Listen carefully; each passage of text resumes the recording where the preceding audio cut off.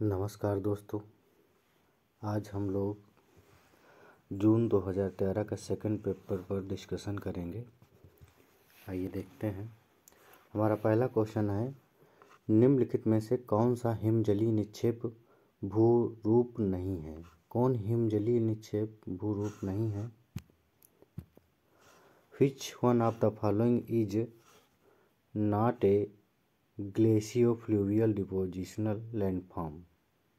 Depositional पूछ रहा है। देखिए, एस्कर जो है ये भी डिपोजिशनल है। ड्रमलिन के हॉर्न, जो हॉर्न है वो डिपोजिशनल नहीं है, ये अपरदनात्मक रूप है। और अन्य अपरदनात्मक कौन कौन से रूप हैं? जैसे यू आकार की घाटी, लटकती घाटी, सर्क, नूनाटक, भेड़शिला, हिमसोपान, पेटरनास्टर झील, फ्योर्ड तट, पीडमांट झील, एरिट एक्सेट्रा, ये सब अपरदनात्मक रूप हैं। हमारा अगला क्वेश्चन है, अत्यंत नूतन हिमयुग के हिम नदीय कालों के निम्नलिखित व्यवस्थाओं में से किसका सही कालानुक्रमिक क्रम है? Which one of the following arrangement of glacial period of Pleistocene ice age is in a correct chronological order? इसमें ऑर्डर पूछा है, तो देखिए इसका जो सही ऑर्डर है वो है गुंज, मिंडल, रिस, वुर्म। तो इसको याद करने का सही तरीका है गुमराव, गुमराव, गुमराव, तो ये याद होता है। और इसी समय में उत्तरी अमेरिका में भी प्लीस्टोसीन काल में ये कालानुक्रम जो था वो था नेब्रास्का, कंसास, इलिनॉइस और विस्कॉन्सिन।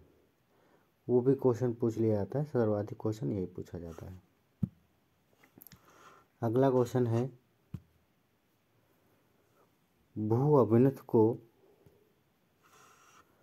चारों ओर से घेरने वाले दृढ़ भूखंड को कोबर द्वारा क्या नाम दिया गया है?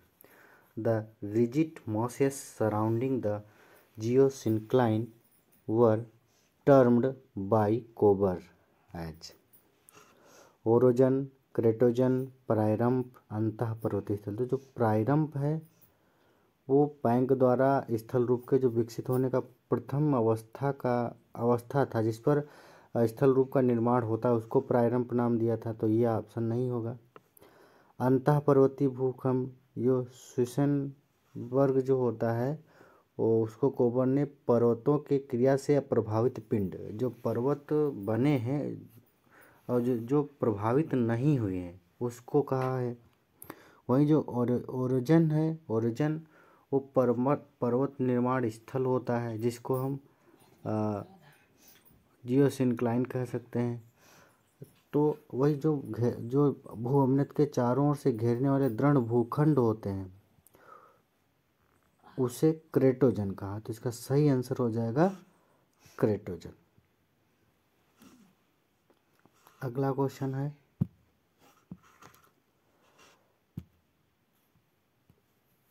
नीचे दो कथन दिए गए हैं उन तो हवाई द्वीपों पर ज्वालामुखी उद्गार निस्सरण प्रकार के हैं, यानी अपेक्षाकृत शांत प्रकार के हैं।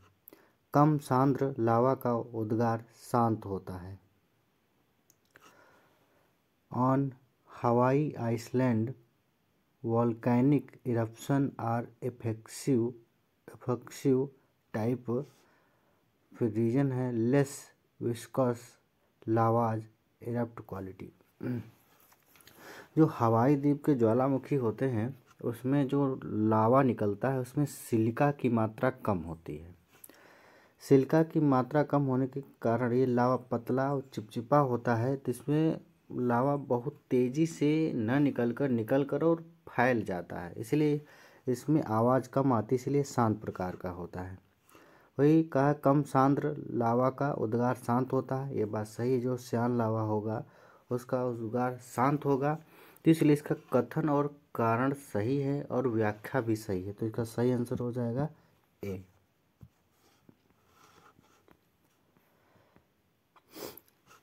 इसमें सूची फर्स्ट सूची सेकंड दे रखा है, नदी और उनके डेल्टा का मिलान करना है। तो मिसिसिपी बहुत अच्छा एग्जाम्पल है पच्छी पंजाकार डेल्टा का। तो मिसिसिपी हो जाएगा पच्छी पंजाकार डेल्टा, और जो गंगा नदी है वो चापाकार डेल्टा बनाती है। नर्मदा नदी जो है वो एक्सुरी बनाती है ज्वारात्मक। वही पीली नदी जो है परित्यक्त डेल्टा, ये अपना डेल्टा बदलती रहती है। तो जो इसका सही आंसर हो जाएगा, तो देखते हैं कौन सा होगा। इसका हो जाएगा सी, पहला का सेकंड है, तो यानी इसका आंसर हो जाएगा सी। हमारा अगला क्वेश्चन है टैगा वनों के बारे में निम्नलिखित में से क्या सत्य नहीं है। जो टैगा वन है उनके बारे में सत्य नहीं पूछा है। Which of the following is not true about the taiga forest? 1. आच्छादन पर शंकुवृक्ष वृक्षों की प्रमुखता है। वन तल काफ़ी साफ होते हैं, तो ये भी बात सही है कि वन तल काफ़ी साफ होते हैं। और वन आच्छादन पर शंकुवृक्ष की प्रमुखता है, यानी यहाँ पर जो the forest cover the dominated by coniferous trees, यहाँ कॉनिफेरस ट्रीज ही होते हैं टैगा वन में, ये भी बात सही है और ये भी बात सही है। तो वृक्षों की वृद्धि बहुत तेज होती है, तो यहाँ पर बात सही नहीं है, क्योंकि टैगा वन में जो वृक्षों की वृद्धि होती है वो बहुत धीरे धीरे होती है, क्योंकि वहाँ पर टेम्परेचर यानी तापमान बहुत कम पहुँचता है, तो ह्यूमस की मात्रा कम रहती है, यानी वर्षा भी कम होती है। तो यहाँ ये बात सत्य नहीं है। वही वृक्षों का व्यास बहुधा 2 सेंटीमीटर और 60 सेंटीमीटर के बीच रहता है, ये भी बात सही है। तो इसका जो सही आंसर हो जाएगा वो हो जाएगा सी। फिर सतही महासागरीय धाराएं अपनी ऊर्जा कहाँ से प्राप्त करती हैं। तो सतही महासागरीय धाराएं जो हैं, यहाँ सतही महासागरीय की बात कर रहा है, surface ocean current drive their energy from, तो पवन से, विंड से। क्यों? क्योंकि जब पवन समुद्र के ऊपर से निकलती है तो पवन अपना रगड़ से पानी को, जल को आगे बढ़ाती है। तो उस जो प्रमुख कारण है धारा, महासागरीय धारा का, वो पवन है। अगला क्वेश्चन है विशेष रूप से अमावस्या और पूर्णमासी के समय के आसपास होने वाले उच्च और निम्न ज्वार क्या कहलाती हैं। Specially high and low tides that occur near the time of new and full moons are called। तो वृहत ज्वार कहलाते हैं स्प्रिंग टाइड। अमावस्या और पूर्णिमा के समय आने वाले ज्वार वृहत ज्वार कहलाते हैं। हमारा अगला क्वेश्चन है, नीचे 2 कथन दिए गए हैं और अभिकथन और कारण वाले क्वेश्चन है। उत्तरी ध्रुवी पारिस्थितिकी व्यवस्था में यदि लाइकेन उत्पादन या तो क्षीण हो जाते हैं या नष्ट हो जाते हैं, तो पूरी व्यवस्था ध्वस्त हो जाती है, क्योंकि तृणभक्षी और मांसभक्षी प्रत्यक्ष और अप्रत्यक्ष रूप से लाइकेन पर निर्भर करते हैं। ये तो बात सही लग रही है, क्योंकि उत्तरी ध्रुवी पारिस्थितिकी व्यवस्था में यदि लाइकेन उत्पादन या तो क्षीण हो जाते हैं या नष्ट हो जाते हैं, तो पूरी व्यवस्था ध्वस्त हो जाएगी, क्योंकि तृणभक्षी और मांसभक्षी प्रत्यक्ष अप्रत्यक्ष रूप से लाइकेन पर ही निर्भर होते हैं। In the Arctic ecosystem if lichen production were either impaired or destroyed, the whole system would collapse, because the herbivorous and carnivorous directly and indirectly depend upon lichens। कारण क्या कह रहा है कि उत्तरी ध्रुवी पारिस्थितिकी व्यवस्था की बहुत जटिल पोषण संरचना होती है, बहुत जटिल पोषण संरचना नहीं होती, क्योंकि यहाँ पर जो वनस्पतियाँ होती हैं बहुत विरल होती हैं। जो विरल होंगी तो यहाँ पोषण संरचना बहुत सरल होगी। यानी the Arctic ecosystem has a very complex trophic structure. तो ये बात सही नहीं होगी, तो इसका केवल ए कथन सत्य होगा और आर असत्य होगा। क्वेश्चन नंबर 10 क्या कह रहा है कि वृष्टिमय उष्णकटिबंधों के मूल पशु जीवन के बारे में लिखने में से क्या सत्य नहीं है। Which one of the following is not true about the native animal life or the rainy tropics यानी वृष्टिमय उष्णकटिबंधीय मूल पशु जीवन के बारे में। तो विविध तथा प्रचुर मात्रा में कीट, देखिए an immense number and variety in insects, ये बात सत्य है, क्योंकि जहाँ पर वर्षा जो विषुवतरेखीय क्षेत्र हैं या उष्णकटिबंधीय क्षेत्र हैं जहाँ वर्षा रोज कह सकते हैं या सर्वाधिक होती है, वहाँ पर विविध कीट होंगे।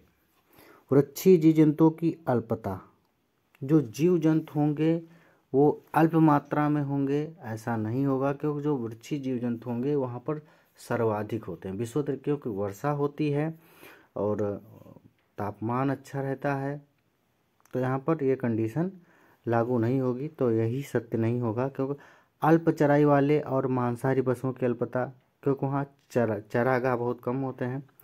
प्रचुर जलचर जीवन, ये भी सही है। तो आंसर कौन सा इसमें सही हो जाएगा? बी, फ्यू एबोरियल फोना।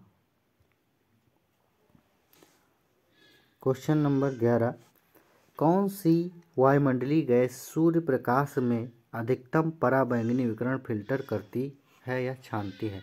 Which atmospheric gas filters out most of the ultraviolet radiation in sunlight? Argon, carbon dioxide, ozone, helium. तो इसका जो है वो ओजोन होगा। जो ओजोन गैस है यह समताप मंडल में पाई जाती है और लगभग 15 से 35 किलोमीटर ऊंचाई पर सर्वाधिक मोटी लेयर में पाई जाती है। तो इसका सही जो आंसर है वो ओजोन है। अगला क्वेश्चन है, निम्नलिखित में से कौन उत्तरी गोलार्ध प्रतिचक्रवात में धरातली वायु संचरण का अच्छा वर्णन करता है? यहाँ पर एंटी साइक्लोन की बात कर रहा है। Which one of the following best describe surfaces air circulation in A northern हेमेस्फीयर anti cyclone. देखिए एंटी साइक्लोन अपसारी केंद्र होते हैं, क्योंकि केंद्र से बाहर की तरफ हवाएं चलती हैं इस टाइप से। तो अभिसारी जहाँ पर लिखा हो तो होगा ही नहीं, एक बात तो ये आ गई। फिर दक्षिणावर्त होते हैं, क्योंकि उत्तरी गोलार्ध में क्लॉकवाइज और दक्षिणी गोलार्ध में एंटी क्लॉकवाइज चलते हैं। तो जब क्लॉकवाइज चल रहे हैं तो इसका जो सही आंसर हो जाएगा वो अपसारी दक्षिणावर्त क्लॉकवाइज, डाइवर्जेंट क्लॉकवाइज। वहीं अभिसारी प्रति दक्षिणावर्त की बात की जाए यानी काउंटर क्लॉकवाइज, तो ये जो विशेषता है वो साइक्लोन की है। जो चक्रवात होते हैं क्योंकि अभिसारी होंगे, केंद्र से परिधि से केंद्र की तरफ हवाएं चलती हैं, तो ये अभिसारी हो गया, कन्वर्जेंट हो गया। वहीं प्रति दक्षिणावर्त यानी एंटी उत्तरी गोलार्ध में क्या होगा, एंटी क्लॉकवाइज चलती हैं हवाएं, तो ये चक्रवात की विशेषता, ये प्रतिचक्रवात की विशेषता। तो इसका जो सही आंसर होगा वो अपसारी दक्षिणावर्त यानी डाइवर्जेंट क्लॉकवाइज। क्वेश्चन नंबर 13 क्या कह रहा है कि किस प्रकार के वाताग्र की अति प्रवण ढाल होती है? तो उष्ण वाताग्र की, शीतल वाताग्र की, स्थिर वाताग्र की, संरोधित वाताग्र। Which type of front has the steepest slope? तो जो कोल्ड फ्रंट होता है, कोल्ड शीतल वाताग्र, इसकी ढाल प्रवणता अधिक होती है, इसकी ढाल प्रवणता होती है 1:25 से 1:100, और इसका जो शेप बनता है वो त्रिभुज के आकार का बनता है क्योंकि इसमें ढाल सर्वाधिक होती है। वहीं यदि हम उष्ण वाताग्र की बात करें तो उष्ण वाताग्र की ढाल कम होती है शीतल वाताग्र की अपेक्षा। इसकी ढाल होती है लगभग 1:100 से 1:400 तक, और इसका जो शेप बनता है वो अर्धवृत्ताकार बनता है। ये भी क्वेश्चन पूछे गए हैं, अर्धवृत्ताकार। ठीक, वाताग्र क्या होते हैं आप लोग जानते हैं कि जब दो विपरीत स्वभाव वाली वायुराशियों के मिलने से बने ढाल को, जो ढाल बन जाता है, ढलुआ ढाल बन जाता है, उसे ही वाताग्र कहा जाता है। अगला क्वेश्चन है, निम्नलिखित में से कौन सा युग्म सुमेलित नहीं है। देखो नहीं पर ज़्यादा ध्यान देना है क्योंकि यहीं पर गलतियां हो जाती हैं। वाष्पीकरण, द्रव्य को गैस में बदलने की प्रक्रिया। तो वाष्पीकरण को होता है द्रव यानी एवापोरेशन क्या है, the process of converting a liquid to gas. तो ये बात तो सत्य है। संघनन क्या होता है, गैस से द्रव में बदलने की अवस्था। Condensation, the change of the state from a gas to a liquid. ये भी बात सत्य है। तत्व, ऐसा पदार्थ जो साधारण रासायनिक या भौतिक साधनों के द्वारा सरल पदार्थों में वियोजित नहीं किए जा सकते। यानी एलिमेंट क्या होता है, a substance that can not be decomposed into similar substance by ordinary chemical और फिजिकल। तो ये भी बात सत्य है। चालन, कंडक्शन क्या होता है, विविध पदार्थ के छोटे टुकड़े जो सतह का कार्य करते हैं, जिन पर जल कण संघनित होते हैं, तो वो चालन नहीं कहलाता है, conduction. Tiny bits of particulate matter that serve as a surfaces on which water vapour condensation. तो ये गलत है क्योंकि जो कंडक्शन है ये पदार्थ में ऊष्मा का चलन होता है। का चलना, पदार्थ के अणुओं में ऊष्मा का चलन ही चालन कहलाता है। तो यहाँ पर ये ऑप्शन गलत हो जाए। तो इसका सही आंसर होगा वो डी होगा। हमारा अगला क्वेश्चन है, निम्नलिखित में से किसने विश्व के जलवायु वर्गीकरण के आधार के रूप में वर्षण प्रभाविता और तापीय क्षमता का उपयोग किया है। Which one of the following used precipitation effectiveness and thermal efficiency as the basis of world's climatic classification? तो ये वर्षण प्रभाविता और तापीय क्षमता का प्रयोग थार्नवेट द्वारा किया गया। इन्होंने विश्व को 32 जलवायु प्रदेशों में बांटा। इन्होंने 2-3 बार अपने क्लाइमेटिक वर्गीकरण को संशोधित किया।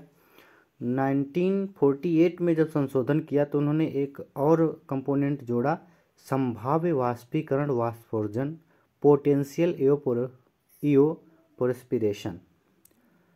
तो ये भी क्वेश्चन पूछा जाता है कि 1948 में कौन सा इन्होंने आधार जोड़ा वर्गीकरण का, तो संभाव्य वाष्पीकरण वाष्पोत्सर्जन।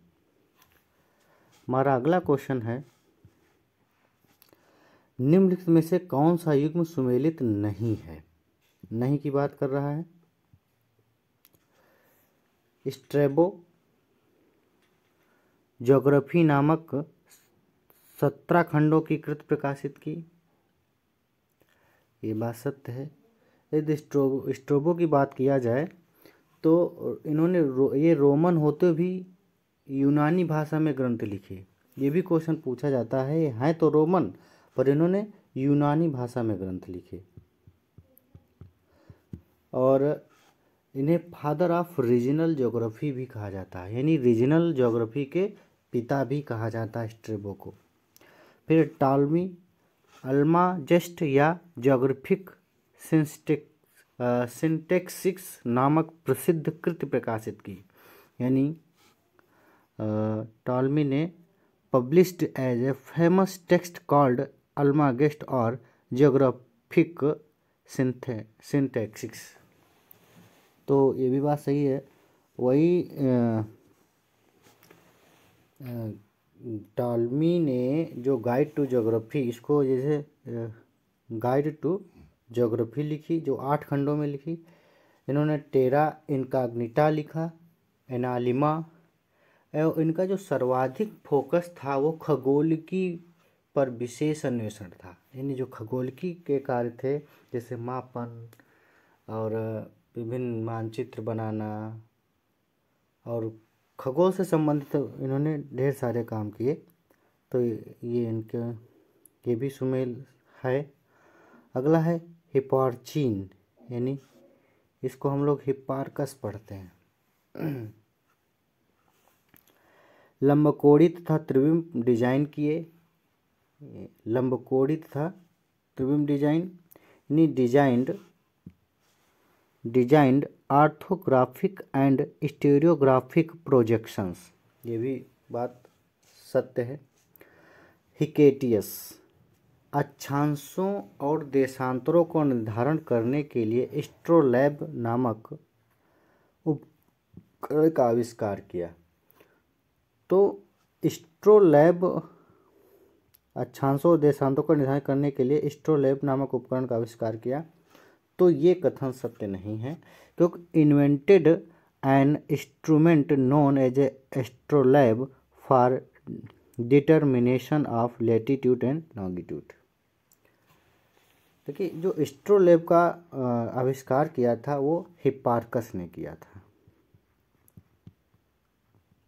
एस्ट्रोलैब का हिप्पार्कस ने किया था।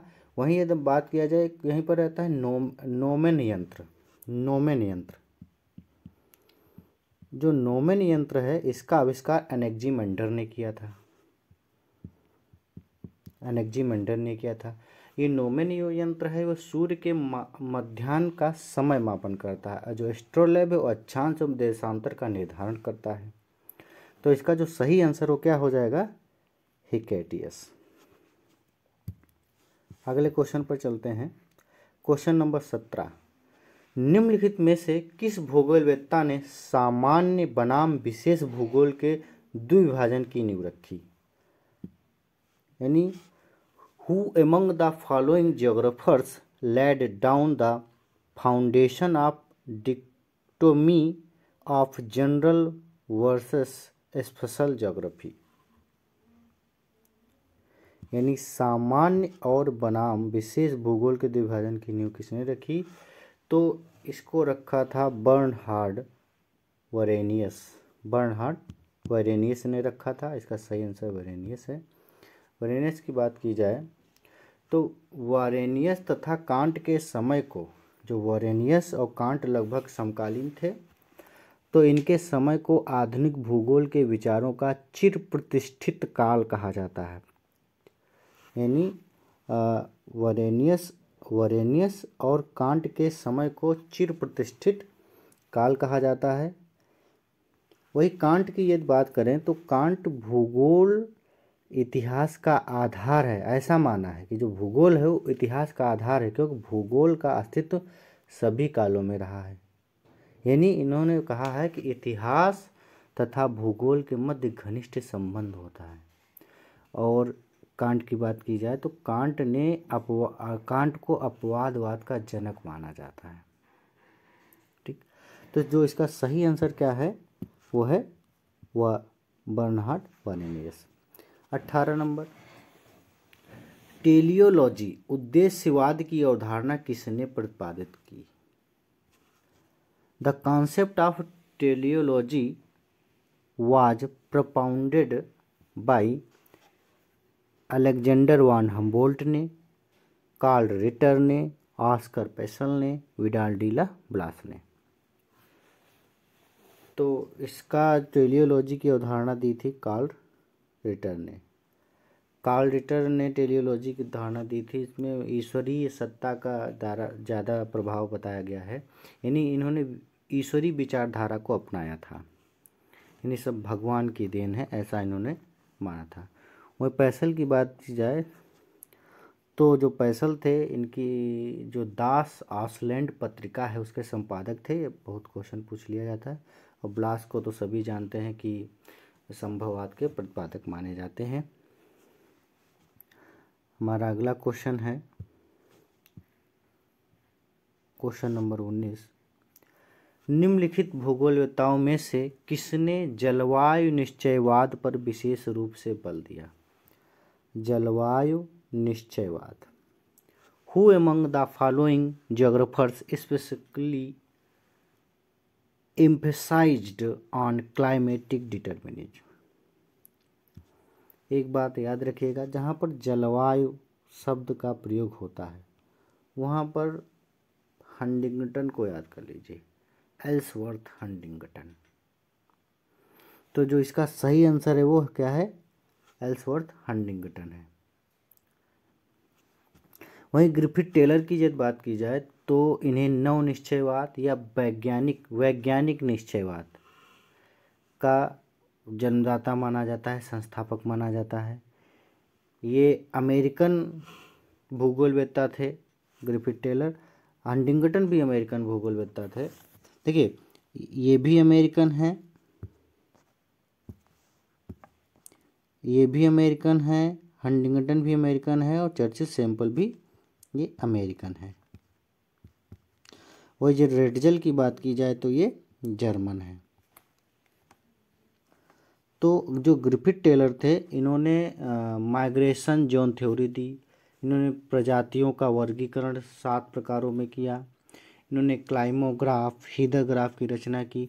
इनकी एक प्रसिद्ध रचना है टेलर की, वो है ज्योग्राफी इन 20th सेंचुरी। ज्योग्राफी इन 20th सेंचुरी, ये क्वेश्चन पूछा जाता है। और इनकी एक विचारधारा है जियो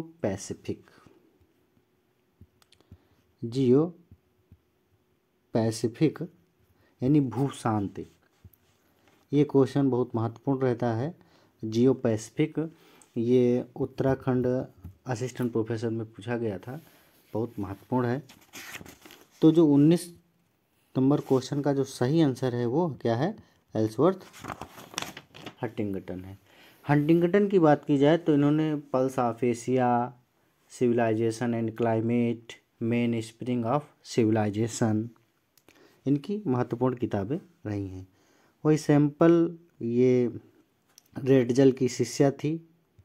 हालांकि रेडजल जर्मन थे और सैंपल जो थी वो अमेरिकन थी, और ये निश्चयवाद की समर्थक हैं। तो सैंपल ने कुछ किताबें लिखी जिसमें महत्वपूर्ण 3 किताबें इनकी महत्वपूर्ण रही हैं। American history and it's geographic condition, इन्होंने 1903 में लिखा। वहीं इन्फ्लुएंसेस ऑफ जियोग्राफिक इन्वायरमेंट 1911 में लिखी। वही जियोग्राफी ऑफ मेडिटेरियन रीजन। तो इनकी 3 महत्वपूर्ण पुस्तकें रहीं। और रेडजल जो थे, ये लेबेंसराम की संकल्पना इनकी महत्वपूर्ण है। और इनका जो शोध था, इनके शोध का विषय पूछ लिया जाता है तो चीनी प्रवास, चीनी माइग्रेशन पर इनका शोध था। और इनकी किताबें थी द हिस्ट्री ऑफ मैनकाइंड, एंथ्रोपोजियोग्राफी इनकी महत्वपूर्ण थी जो 2 खंडों में प्रकाशित हुई थी। पॉलिटिकल ज्योग्राफी, इनका एक कथन महत्वपूर्ण है, समान अवस्थितियाँ समान जीवन पद्धति की ओर ले जाती हैं। ये क्वेश्चन पूछ लिया था, ये हरियाणा पीएससी में क्वेश्चन पूछा भी गया था कि समान अवस्थितियाँ समान जीवन पद्धति की ओर ले जाती हैं, किसका कथन है? ठीक है, तो इतना काफ़ी है। तो इसका जो सही आंसर है वो क्वेश्चन का सी है। क्वेश्चन नंबर 20 क्या कह रहा है? क्षेत्रीय विभेदन की अवधारणा को निम्नलिखित भी कहा जाता है। The concept of areal differentiation is also term as अपवादवाद, क्षेत्रीय अध्ययन, क्रमबद्ध भूगोल, प्रादेशिकतावाद। तो क्षेत्रीय अध्ययन की अवधारणा को क्षेत्रीय विभेदन की अवधारणा को क्षेत्रीय अध्ययन कहा जाता है, यानी कोरोलॉजिकल स्टडी। क्वेश्चन नंबर 21 क्या कह रहा है? ग्रीक भूगोल के विकास में योगदानकर्ताओं का सही अनुक्रम, ग्रीक या यूनानी कह सकते हैं। Which one of the following is correct sequence of contributors in the development of Greek geography. इनका सही क्रम बताना है। तो जो इनका सही क्रम है वो है एनेक्जिमेंडर, हेरोडोटस, एरोस्थेनीज और हिप्पारकस। जो सबसे यदि ग्रीक भूगोल में जब हम लोग पढ़ते हैं तो सबसे पहले आते हैं होमर हायट, वो एक कवि माने जाते हैं। फिर थेल्स आते हैं, फिर एनेक्जिमेंडर आते हैं। थेल्स और एनेक्जिमेंडर को गणित भूगोल का संस्थापक माना जाता है। हेरोडोटस और एरोस्थनीज, हिप्पारकस ये भी महत्वपूर्ण। एरोस्थनीज को तो भूगोल का जनक माना जाता है क्योंकि ज्योग्राफिका नाम की पुस्तक इन्होंने लिखा था, तो उसी के नाम पर ही पुस्तक लिखने की कारण ही इनको भूगोल का जनक माना जाता है। वही हेरोडोटस जो थे वो नील नदी का डेल्टा पहचाना, तो इनका ये महत्वपूर्ण विषय रहा है नील नदी डेल्टा। हमारा अगला क्वेश्चन है सूची फर्स्ट को सूची सेकंड के साथ सुमेलित करें और नीचे दिए गए कोड का सही आंसर सूची फर्स्ट और सूची सेकंड। तो देखिए जो ब्रायन बेरी हैं, ब्रायन बेरी इन्होंने नगरी भूगोल पर कार्य किया है, यानी अर्बन ज्योग्राफी पर कार्य किया है, अर्बन ज्योग्राफी पर काम किया है। वही कार्ल सार यानी कार्ल सावर, ये सामाजिक भूगोल, सोशल ज्योग्राफी। और डोरिन मासे ने आमूल परिवर्तनवादी भूगोल, डोरिन मासे यानी रेडिकल ज्योग्राफी। OHK स्पेट, तो एक ही ऑप्शन बचा रीजनल ज्योग्राफी। तो इसमें देखिए ए का तीसरा,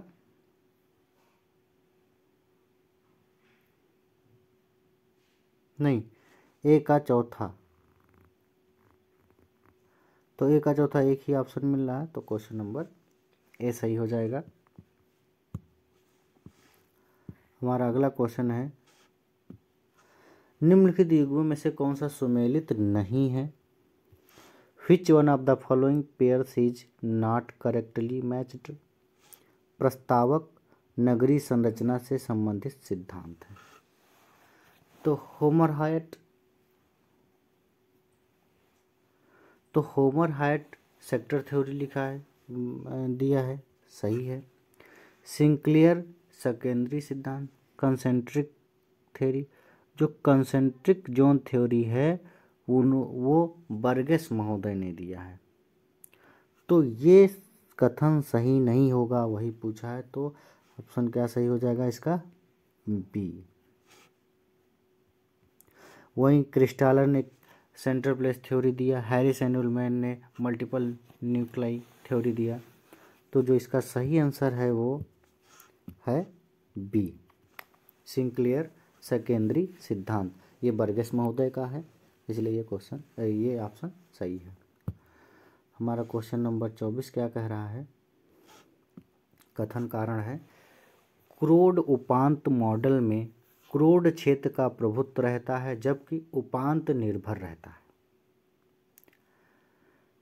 यानी in the core periphery model the core region dominates which the periphery is depend.